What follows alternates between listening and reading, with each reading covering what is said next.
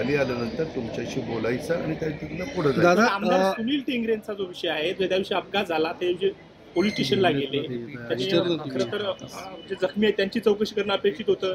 असं न करता ते पोलीस स्टेशनला गेले, त्याच्यामुळे त्यांच्यावर संशय व्यक्त केला जातो. जखमी तिथं कुणीच नव्हतं, जखमी कुणीच नव्हतं. आपण अतिशय चुकीचा प्रश्न विचारला. एक मिनिट थांबा ना बाबा, आता ऐका ना.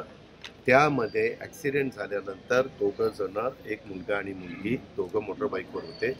त्यांचं दुर्दैवी निधन झालं. त्याच्याबद्दलच्याच ह्या सगळ्या चौकशा चालल्या. तुम्ही पण एखाद्या भागातले आमदार असला, तुमच्या भागात काही घडलं आणि ऍक्सिडेंट झाला, त्या एरियामध्ये असं काही घडलं, तुम्ही महाराष्ट्रात बघा कुठेही घडलं, तो आमदार जर त्या एरियात असेल, जर परगावी गेलेलं असेल, परदेशी गेलेलं नसेल, तर ते येतात. त्यांचं कामच असतं आणि त्याच्यामध्ये माहिती.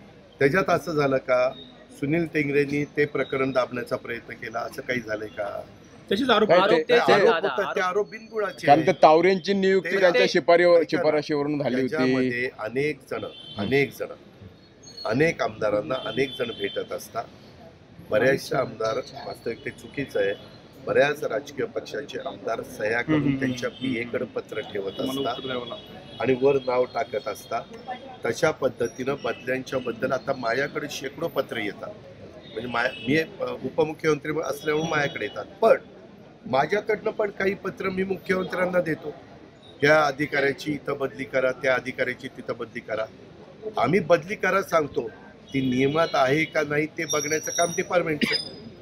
त्याच्यामध्ये काही अधिकाऱ्यांचे 3 वर्ष झाल्याशिवाय बदली करत नाही वगैरे वगैरे, अशा सगळ्या गोष्टी असतात. लोकप्रतिनिधींना पत्र नाही दिलं तर कार्यकर्ता नाराज होतो, साधं पत्र पण देत नाही. शिफारस पत्र आहे ते, करायचं नाही करायचं ते ज्यांना शिफारस केलेली आहे त्यांचा तो अधिकार आहे. आम्हाला अनेकांची पत्र येतात. माझ्याकडे आता फायनान्स अँड प्लॅनिंग आहे, त्याच्यामध्ये खूप काही पत्र आल्यानंतर मी त्याच्यामध्ये जर योग्य असेल तर करण्याचा प्रयत्न करतो, योग्य नसेल तर मी ते पत्र बाजूला ठेवतो. ही घटना घडली रात्री उशिरा घडलेली.